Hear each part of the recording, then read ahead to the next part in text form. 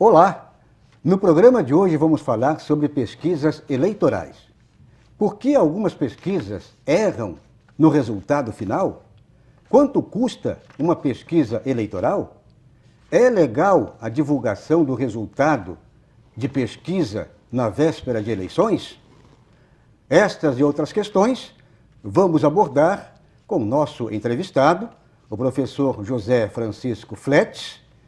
Ele é do Departamento de Informática e Estatística da UFSC. O professor também foi pró-reitor de assuntos estudantis na gestão do reitor Diomário Queiroz. Eu sou Valdo Santos e o Ciência Notícia já está no ar.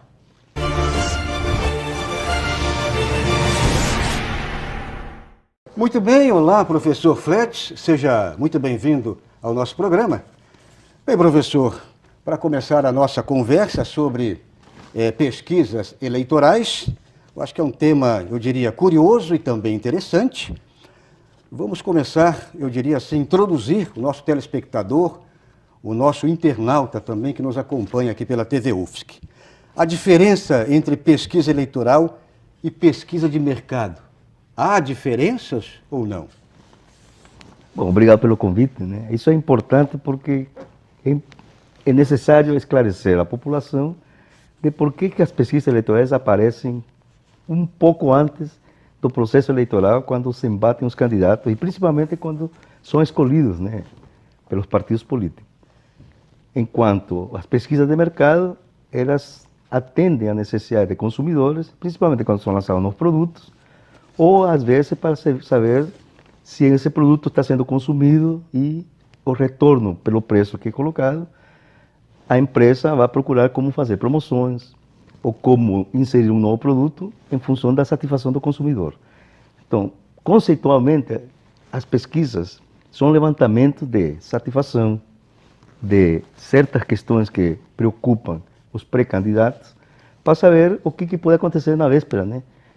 Então, resumindo, pesquisa de mercado, há um interesse, como diz, do mercado, através aí de divulgação de preços, por exemplo, uma pesquisa sobre uma entidade, uma empresa que fornece determinado produto, onde encontrar o melhor preço.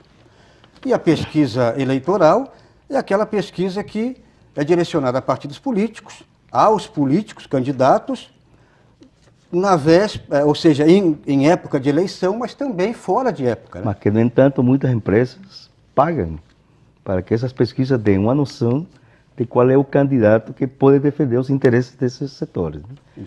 Então, notem que as pesquisas eleitorais também são umas pesquisas ou levantamentos de auscultar, de ouvir como o eleitor, que é um consumidor de notícia, ele se tem a postura diante dos candidatos. Por isso, as prévias eleitorais muitas vezes já são precedidas desses levantamentos, né? Essa sondagem. Né? Então, essas pesquisas ajudam muitas vezes a composições de partidos que vão buscar a melhor maneira de intervir no mercado eleitoral. E por falar nisso, a nossa sequência aqui de perguntas, pesquisas quantitativas e qualitativas, como elas são realizadas na prática? As pesquisas quantitativas elas têm um objetivo bem focado, é de obter uma medida onde o investidor que apoia o candidato, ele vai buscar como investir cada vez mais naqueles grupos que ainda não se definiram. Por outro lado, o aspecto qualitativo é feito geralmente com grupos focados, né? Então, pessoas que são lideranças, pessoas que têm referência na sociedade e que buscam elementos qualitativos de como melhorar a postura do candidato. Bom, professor, então, pesquisa de mercado e pesquisa eleitoral, essa diferenciação aí, eu diria, por exemplo, você falou que quantitativo e qualitativo, né? Isso. Então, aplica-se também nessas duas modalidades. Só que num você busca como quantificar certas medidas para dar um norte aos candidatos. No outro, você tem alguns atributos, umas qualidades que são exploradas pelo candidato em relação a seu adversário. E vice-versa também.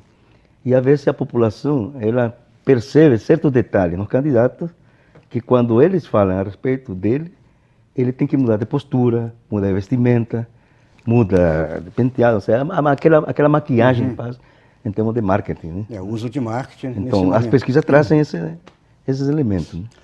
Agora, ainda na sequência, já, eu diria, especificando mais, focando um pouco mais nessas pesquisas quantitativas e qualitativas, eu queria falar, para fechar este bloco, como são escolhidas as cidades, os locais, as regiões e também o número de entrevistados. Como é que é usada essa metodologia, professor? Primeiro tem que ter claro que você tem uma população eleitoral, dependendo da região, vamos supor Florianópolis, né? Então você tem as diversas áreas, ilha, continente, e que tem que ter uma parcela que dê uma ideia de qual é o comportamento dos eleitores. Então você subdivide em áreas, né, ou conglomerados, que são grandes áreas, que permitem ter uma ideia dos perfis dos eleitores. Então, a base, sexo masculino e feminino, tem que estar. Faixa etária, tem o voto facultativo dos 16 aos 17 anos e o acima dos 65. Mas aquele que é o voto obrigatório, né, você busca como aumentar o número de unidades da amostra para poder ter uma ideia de como é que está a postura do eleitor em relação aos candidatos. Então, existe uma fórmula bem simples, né? Se você leva em consideração a população... Vamos para o quadro branco aqui, né? Uma população que se considera um número muito grande, de maneira que, quando você vai utilizar uma parcela, você vai retirar e vai associar uma margem de erro, que é um grau de precisão. Então, eu quero acertar qual é a proporção de pessoas que são favoráveis a um determinado candidato. E pela amostra aqui, que é uma parcela muito pequena, eu vou obter o valor em função daquela característica e do número de indivíduos, né? Então eu digo, me interessa saber o que as pessoas pensam sobre o candidato. Qual seria o número mínimo? Então, um número mínimo vai ser o inverso do quadrado desse grau de precisão. E a margem de erro. Esse gráfico pode ser usado para todo o tipo Não, essa aqui é uma expressão de pesquisa? Aqui está a população e aqui está a amostra. Aqui está a parcela de eleitores que vai ser dividida. Vamos supor aqui, ó, ilha, continente. Isso vai aparecer aqui, ó, ilha, continente. E depois você vai buscar como trabalhar masculino, feminino, faixa etária, jovens, adultos, idosos, né? Aí leva em consideração outra característica que está muito em voga, né? A profissão do indivíduo, né? A ocupação dele. Então, você, ao fazer esse processo de amostragem, você vai tirar conclusões a respeito da população. Você vai voltar para a população com base naquela amostra. Muito bem, estamos falando hoje sobre pesquisas eleitorais e com o nosso convidado, o professor da Universidade Federal, professor José Francisco Fletch, do Departamento de Informática e Estatística da UFSC. Portanto, hoje estamos abordando esse tema curioso e também bastante importante, não só aqui para a região, mas também para o país. A seguir, vamos conferir por que as pesquisas erram no resultado final de eleições. Olha só. Vamos para um rápido intervalo e voltamos logo em seguida.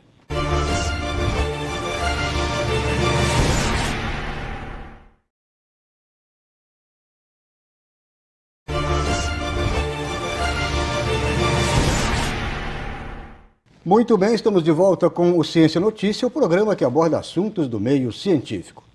Hoje estamos falando sobre pesquisas eleitorais e com o nosso entrevistado, o professor José Francisco Fletch, do Departamento de Informática e Estatística da Universidade Federal de Santa Catarina.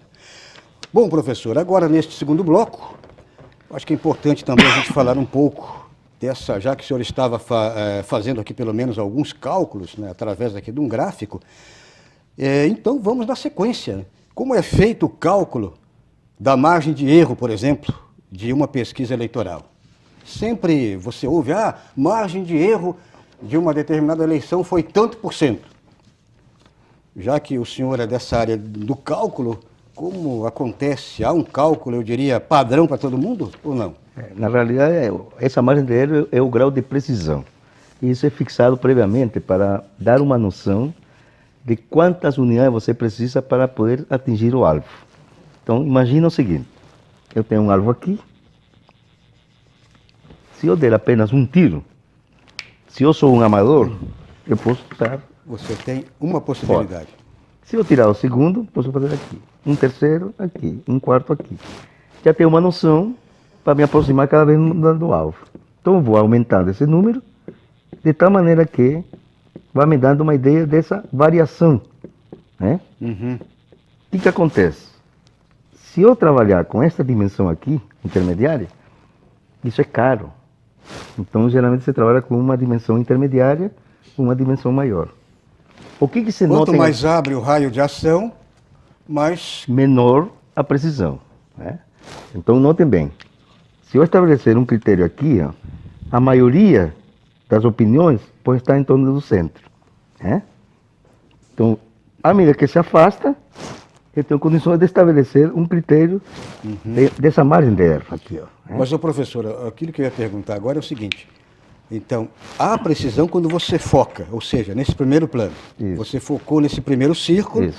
você focou, a precisão ela é mais exata. Quando você abre, à medida Isso que você implica sai do um raio... profissionalismo, né? Agora, a pergunta é o seguinte, o valor, então, ele é maior nesse raio mais focado ou quando você abre mais? Aí pode existir outras pesquisas que fazem uma maior variação, né? E ela também está em torno do alvo. O maior problema é quando foge do alvo. Certo. Quando você tem uma pesquisa que fica fora do alvo aqui, ó. Então ela se diz que não representa aquela população. Essas são as pesquisas que se falam que são manipuladas, que são tendenciosas e que buscam como induzir ao eleitor de que aquele candidato que está pagando a pesquisa está bem na foto. Na realidade não está. Certo. Então a melhor pesquisa é aquela que mostra realmente o resultado final que vai ser divulgado no Tribunal Eleitoral. Agora, então, em termos de custos, essa pesquisa mais focada, ela é mais cara. Mais cara, sem dúvida. Quando você tem um grau de precisão maior, ele cobra mais. É onde diferencia depois um instituto que já tem renome, que se aproximou do alvo e que vai cobrar mais caro nas pesquisas. Sejam pesquisas eleitorais, sejam pesquisas de mercado, seja outro tipo de pesquisa de satisfação, né? Então eles têm a tradição de que aquilo que eles estão mostrando representa a realidade, né? Tem que ser bem focado na... Aí é a questão, questão do que domínio você propõe. do método e da técnica, né? Agora, tem aquela velha frase, aquele clichê, de que para você saber se uma sopa é boa ou não, basta você tomar uma colher da sopa. É isso. Então, basicamente, eu acho que resume isso que você colocou aqui, né? É a amostra. É É a o que você amostragem. fala, você tem o todo, o universo, né? Isso é um conceito que chama população, mas é o universo eleitoral, né? Como eu não tenho tempo e o custo é muito elevado para fazer o levantamento desse todo, então eu vou fazer uma parcela. É aquele velho princípio. Você não vai se atirar numa água se você suspeita que ela é fria. Então você coloca o pé. Isso é uma amostragem, né?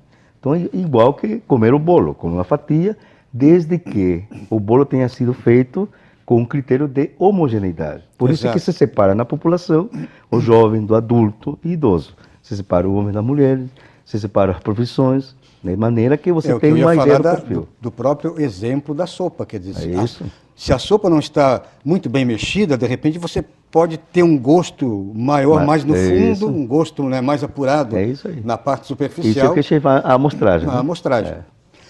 Bom, professor, outro detalhe também é por que as pesquisas erram no resultado final das eleições, que foi exatamente a nossa chamada aqui no final deste primeiro bloco. Cada vez mais tem sido comum esses erros aí, erro para eleição de presidente, de prefeito, de governador, e erros assim, eu diria assim, cruciais, né? Existe um princípio, né, que é da imparcialidade. Ou seja, quando você faz um levantamento desse, você tem que ser imparcial, tem que tomar condições de que aquilo que você vai levantar na população represente a realidade. Quando você foca aquela parte que interessa, então você está sendo tendencioso. Então muitos institutos, muitas vezes perdem seu renome, porque não conseguem captar os movimentos do eleitor. Por isso que às vezes você tem que aumentar a amostra, isso é mais caro. Então por isso que muitos candidatos são apoiados por grandes empresas, grandes grupos, que realmente têm condições de pagar uma pesquisa que aumenta o número de unidades da amostra. Nós vamos falar também sobre, que é na sequência do terceiro bloco, sobre pesquisas encomendadas. Isso. Eu acho que vamos, inclusive, dar aqui uma rápida chamadinha, apenas eu diria assim, uma rápida orientação para o terceiro bloco.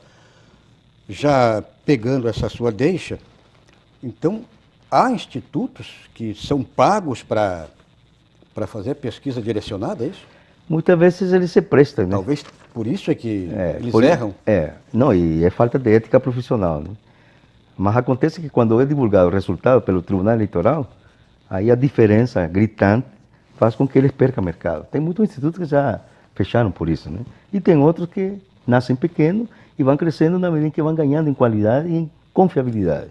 Porque o importante é, primeiro, fazer uma pesquisa imparcial, impessoal e que tenha uma abrangência, que dê uma noção daquele universo, daquela população que vai votar no dia da eleição. Por isso que muitas vezes a divulgação das pesquisas, elas induzem uma parcela do eleitoral que ainda está indeciso, que ainda não definiu seu voto. E as pesquisas, elas colaboram muitas vezes com esse tipo de decisão do eleitor. Nós não estamos falando de outros aspectos que muitas vezes são descobertos e que hoje já a lei já procura como inibir, né? Agora, professor Fletch, estávamos falando de custo, então, nesse raciocínio, institutos, eles faturam bem com pesquisas. Claro que depende da credibilidade de cada instituto. Sem dúvida. Institutos que cobram bem barato, eu diria assim, um valor bem barato, mas a credibilidade, de repente, não é aquela credibilidade que todo mundo espera. Mas agora, é aquele velho princípio popular, né? O barato sai caro. O barato sai caro. Então, muitas vezes, Então, não tem qualidade na amostra. Institutos ganham bem para fazer pesquisa. Cobram bem porque todo esse levantamento de dados implica numa equipe muito grande. Desde profissionais que são especialistas na área, como até inspetoria, o pessoal que acompanha transporte, alimentação, a coleta do dado, estar acompanhando a coleta do dado sistemática, periodicamente, para evitar com que seja falseado a resposta. Muitas vezes o entrevistador tem um pouco de experiência e acaba falseando o resultado. E se você não tomar cuidado, quando chegar à análise, as coisas são totalmente diferentes da realidade, né? Então, a impessoalidade e a imparcialidade é fundamental nisso. Exato. Muito bem, estamos fechando este segundo bloco, hoje falando sobre pesquisas eleitorais. E o nosso convidado é o professor José Francisco Fletch, do Departamento de Informática e Estatística da UFSC. Agora, no próximo bloco, vamos falar se é legal a divulgação de resultado de pesquisa na véspera de eleições. Será que é? Vamos então fazer um rápido intervalo e voltamos logo em seguida.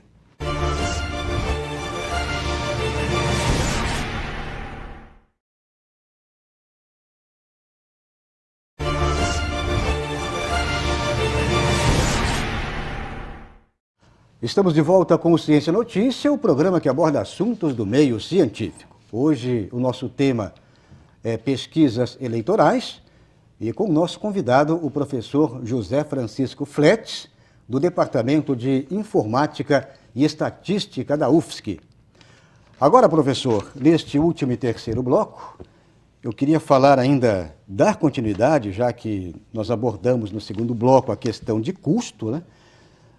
Como é o cálculo do custo de uma pesquisa, quem paga esse custo é a população, quem encomenda, afinal de contas, como é que funciona? Geralmente são aqueles apoiadores dos candidatos. E quem tem condições de pagar uma pesquisa que são caras, hoje eu estimo que uma pesquisa em Florianópolis para fazer um levantamento de 1.000 eleitores não sai por menos de R$10.000, no mínimo. Isso por baixo. Eu já fiz pesquisa, mas fui limitado porque a universidade eu estava exercitando com os alunos e houve um processo por parte dos candidatos que dizia que eu estava procurando como manipular Furando o eleitoral. processo. Isso. E, no entanto, quando saiu o resultado eleitoral, eu acertei pela margem de 1% de erro. Com os teus alunos Com os da alunos UFSC. da universidade, né? E que levantaram para aprender a metodologia. Né? Então, Apenas um laboratório, um treinamento. É uma experiência. E aí o candidato não gostou. Isso já faz muito tempo, né? Isso ocorreu na cidade de Iguaçu, né? E quando saiu o resultado, deu 1% de diferença aquilo que eu tinha estimado e aquele resultado final. Pô, rapaziada, trabalhou certinho. E era muito próximo, né? A disputa ali, né? Agora, para fechar essa questão de custo, você imagina 10 mil reais aqui para Florianópolis? Por baixo, né? É, mas 200 mil para o Brasil. 200 mil assusta. Mas tem toda uma estrutura. Eu acho barato ainda 10 mil. É por baixo. Porque você tem uma estrutura que você tem que pagar os pesquisadores, o pessoal que vai a campo. Você tem toda uma estrutura de cachê do pessoal, de pagamento pelo trabalho, de estrutura de deslocamento, de passagem, de repente, para outros locais, no caso aqui, de transporte urbano, alimentação e tal, né? Muitas vezes, quando remunera mal a pessoa que vai fazer a coleta, né, o coletor de dados, sai uma pesquisa de baixa qualidade. Quando eu coloco no mínimo 10 mil, eu penso assim, que são institutos que ainda estão iniciando no mercado. Porque os institutos que já têm nome, eles cobram aquele valor que, dependendo de quem que é o cliente, né? Exato. Dependendo de quem que está apoiando esse cliente, né? Então, muitas vezes, hoje não sabemos, a Federação das Indústrias apoia candidatos, né? E às vezes até distribui, né, recursos então, já na para vários sequência, candidatos. professor, vamos falar também um pouquinho das pesquisas feitas por encomenda, né? Tanto por partidos como para candidatos. Essas pesquisas por encomenda pode ser pago pelos partidos, mas pode ser pago, por exemplo, você falou em Fiesc, por alguma entidade que tem interesse num candidato, é isso? Tem. Como é que funciona? Bom, por isso que existe uma legislação eleitoral que tem que aparecer quem paga a pesquisa, né? Então, é público. Quando registra, para divulgação, tem que aparecer um critério. Registra bem antes da abordagem, né? Para poder liberar a coleta do dado, para depois divulgar nos meios de comunicação, utilizar no horário eleitoral gratuito, ou até fazer algum panfleto que vai atingir aquele eleitor que ainda está indeciso. Então, uma pesquisa, um levantamento de dados, de opinião, não é barata. E quando eu coloco no mínimo 10 mil, acho que hoje em dia supera isso, né? Eu já tenho mais de 5 anos que eu não participo desse levantamento de dados, porque fomos limitados, né, na universidade. Você hoje não consegue mais fazer esse tipo de treinamento que você exemplificou lá, que foi questionado, inclusive, que chegaram praticamente numa margem de erro quase zerada, 1%. Praticamente zerada. Você não pode fazer hoje, quer dizer, não... Um exercício didático pode ser feito, mas há limitações, né, do ponto de vista da legislação, porque existe o consumo interno e existe pesquisas que podem ser publicadas, mas tem que ser registrada no Tribunal Eleitoral. Tem uma mas legislação. Você pode fazer, por exemplo, com os teus alunos uma pesquisa valendo de verdade, como diz, e publicar a pesquisa? Não. Isso tem que ser registrado e previamente tem que se dizer quem está pagando. Mas você pode registrar, e mesmo não pagando, você pode registrar e divulgar depois a pesquisa? Desde que seja aceita, né, nos critérios técnicos estabelecidos na legislação, é possível. Bom, e para fechar este último bloco, eu queria falar aqui, professor, uma opinião sua, talvez é mais opinativa mesmo, a divulgação de resultados na véspera de eleições. Até que ponto é legal? Ou, eu diria, talvez é legal, mas é imoral? Aí é uma questão... é antiético? É que a legislação permite, né, a divulgação previamente. Tanto que quando se faz o levantamento 1 ou 2 dias antes, eles pagam caro para que seja divulgado em primeira página o resultado. Isso induz aquele que está indeciso, ou aquele que vai votar branco, nulo, ou que ainda não se definiu. Então é aquela questão, né? Tem muita gente que não aposta em cavalo que vai chegar em último lugar, né? Não vai apostar em alguém que sabe que não tem mais chance. Isso está no imaginário do eleitor. Eu Porque não falo isso é um dado muito daquele que já antigo, está mas definido. esse dado antigo continua valendo ainda. Continua valendo. Ah, se o camarada lá está na frente, Praticamente, a não ser que seja divulgado um fato que o peso do voto dele, então, é ganhar. Quer dizer, o objetivo dele é atingir o ápice com o determinado candidato ou tem partido. candidato que vai não crescendo, né? E tem candidato que já parte de um valor mínimo, porque já é conhecido, tem os apoiadores, tem todo um trabalho que já está implícito na sociedade. Vocês podem ver que geralmente os candidatos são escolhidos de acordo com o perfil da inserção dele na sociedade. E quando fazem alianças entre os partidos políticos, eles buscam como complementar esse eleitor. Por isso que essas alianças fazem com que o eleitor que está indeciso veja quem que está à frente. E o eleitor que é ideologicamente, esse está definido e muda muito dificilmente. Agora, quando, coisa que já aconteceu e acontece muito, um certo candidato, ele dispara. Do segundo lugar tem uma diferença grande e aí, quando chega próximo da eleição, ele começa a cair, o segundo passa e vence a eleição. Como é que fica daí esse pessoal aí que aposta no primeiro, né? Então ele também vai de acordo com a maré, quer dizer, ele praticamente assinou um termo naquele momento ali de fidelidade, né? E aí ele acaba rasgando aquele grau de fidelidade. Pô, meu candidato estava bem, mas agora eu vou o primeiro é outro. É que tem uma série de fatores ali. Vira um carnaval, vira uma confusão. Né? Na realidade é que isso depende do nível educacional das pessoas, depende da influência dos candidatos naquele meio social. Ainda nós temos que evoluir um pouco na postura do eleitor, que muitas vezes, embora seja proibido, mas acaba vendendo o seu voto ou entregando o seu voto por qualquer coisa. Né? Então isso é um nível de consciência político ainda. O que a pesquisa não consegue detectar muitas vezes é essa mudança, esse ponto de inflexão onde a pessoa muda de opinião. Porque aquele que já está definido, geralmente vota no candidato. Agora, se surge um fato político, um fato novo, pessoal, ou algum fato que as pessoas mudem de opinião, esse cai vertiginosamente. Eu tenho uma lembrança do falecido Sérgio Grando, né? Quando ele concorreu, como eu conhecia na universidade, eu ajudei a fazer algumas pesquisas de consumo interno. E lembro que ele foi muito cético, ele achava que não tinha chance.